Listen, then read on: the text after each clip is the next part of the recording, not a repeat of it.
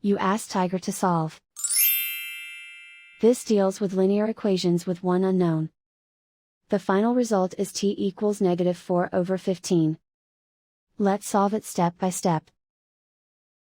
Group all t terms on the left side of the equation. Add 9t to both sides. Group like terms. Simplify the arithmetic. Group like terms.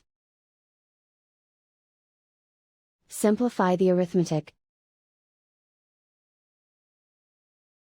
Group all constants on the right side of the equation. Add 5 to both sides. Simplify the arithmetic.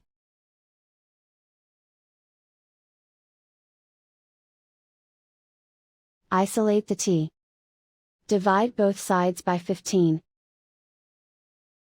Simplify the fraction. And so the final result is t equals -4/15.